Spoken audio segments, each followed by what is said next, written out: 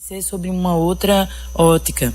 E o fato de fazer isso sem usar os mecanismos próprios de uma campanha política, principalmente naquele território, já apontou uma diferença de comportamento. De tal maneira que uma fila, por exemplo, que existia comumente na Prefeitura do Conde para se receber dinheiro lá para conta de água, conta de luz, e é organizado inclusive pela própria Guarda Municipal, essa fila nunca chegou a se formar depois que eu entrei na prefeitura, o que demonstra que as pessoas entenderam que o processo era outro, né? Então eu acho que isso é apenas um detalhe, uma demonstração, mas que na verdade traduz uma mudança de conceito já bem iniciada, de que a prefeitura é um órgão, é uma entidade de serviço público, de concretizar políticas públicas no território, mas não é um lugar para se distribuir dinheiro, para se dar dinheiro para remédio, para se dar dinheiro para pagar conta de luz, de água, se distribuir tijolo, nada disso.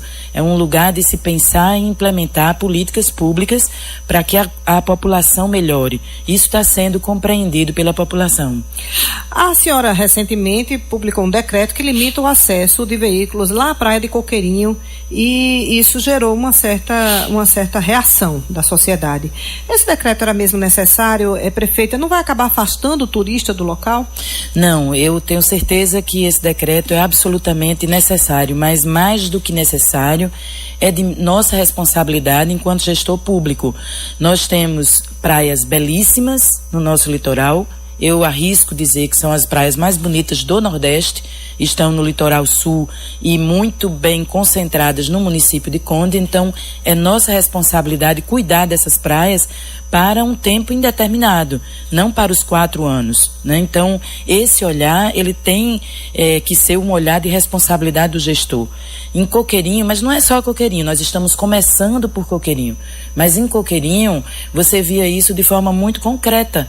Você de cima da falésia, você olhava, parecia que os pés de coco davam um carro, porque por onde você via tinha carro pendurado, organizado de forma improvisada, né? Se é que existe uma organização improvisada, mas organizado de forma improvisada ali, se pendurando em todos os espaços onde cabia um carro.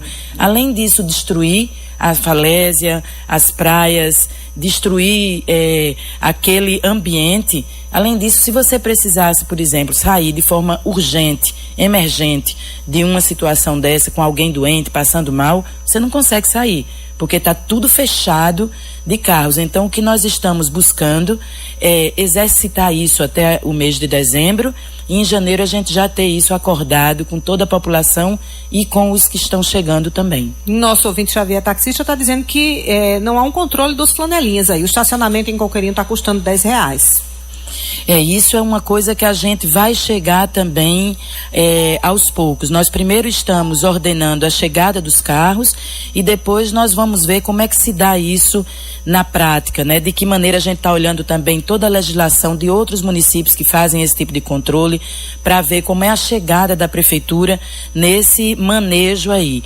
A gente já sabe, por exemplo, que lá embaixo, nas associações, na associação lá, o presidente, isso foi trazido para nós, cobrava das pessoas ambulantes para poder garantir a segurança do lugar. A segurança do lugar tem que ser garantida pela própria prefeitura.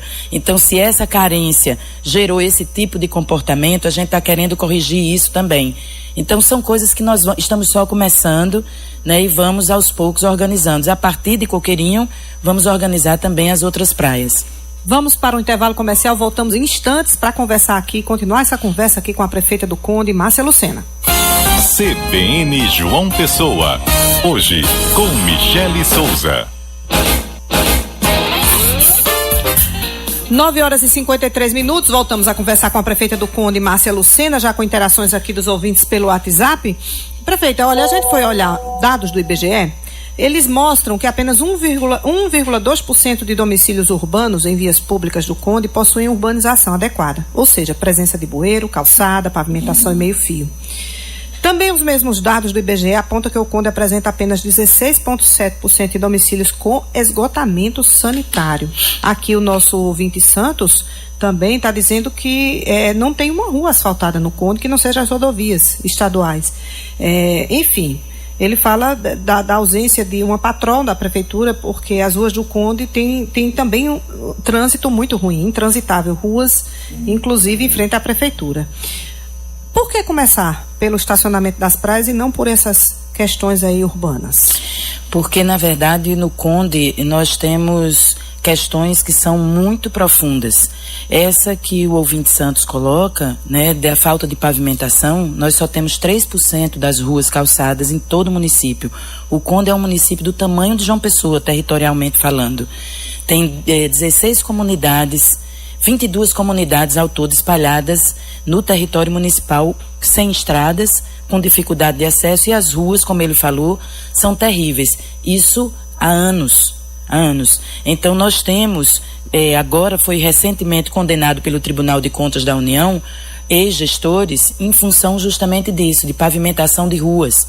Então, agora mesmo, quando nós entramos na prefeitura, nós percebemos 39 convênios, encontramos 39 convênios, dentre eles um número considerável relativos à pavimentação de ruas que nunca foram calçadas, mas os convênios foram feitos, pactuados, o dinheiro entrou na conta.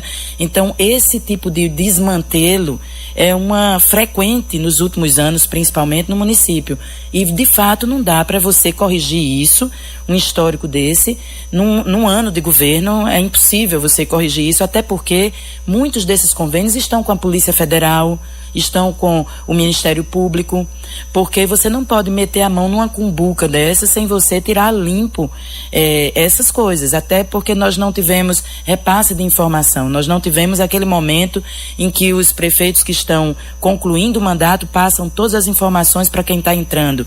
Nós não tivemos isso e nem encontramos os documentos relativos a convênios, contratos. Então, a gente sabe da história do Conde pelo que a gente vê, mas a gente não tem um histórico dentro da administração pública que nos traga segurança de agir. De qualquer forma, a gente tem hoje no município duas retroescavadeiras, uma patrol, uma caçamba, 4 tratores.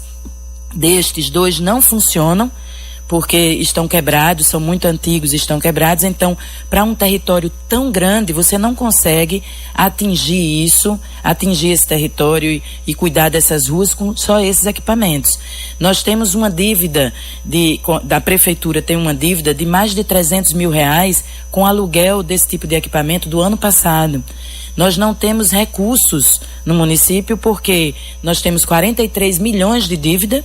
Só 25 milhões com o Instituto de Previdência do município. Essas dívidas estão sendo pactuadas, que elas são dívidas com o governo federal, que colocam o nome do município no calque, ou seja, nós temos um nome sujo, a gente não consegue trazer dinheiro do governo federal que não seja os repasses obrigatórios, em função de toda essa sujeirada que nós encontramos lá. Então, toda a população precisa ter consciência e ter paciência, porque essas máquinas, elas são divididas entre as ruas, as estradas e toda a parte agrícola, porque agora mesmo nós estamos num momento de coleta da plantação de inhame e precisa escoar essa produção. Então nós precisamos ajeitar as estradas. Economicamente, exatamente, o que é que pode entrar no município para ajudar a recompor esse quadro? Então, nós temos que acordar no município o compromisso de pagamento de impostos, por exemplo.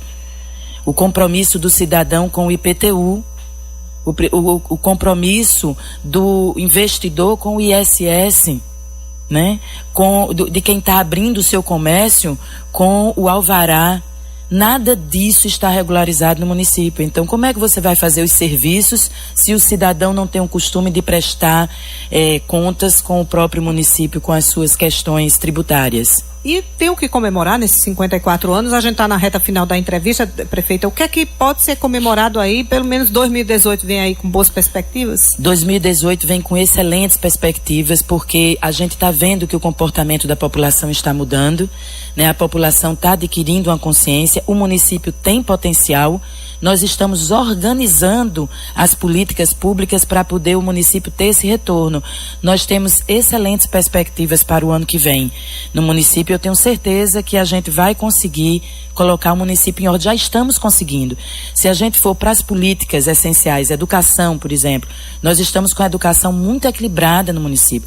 Todo servidor também está recebendo o seu salário em dia, dentro do mês trabalhado. Essa não era uma prática do município, né? Nós organizamos tudo e estamos organizando toda a parte tributária, toda a parte econômica do município. Então isso vai gerar um resultado positivo para o ano que vem. A festa sábado? A festa sábado vai ser linda, vai ser uma festa simples, mas rica do conteúdo do próprio município. Nós vamos ter o Fábio Paixão, que é um cantor de Mituaçu, que é um quilombo.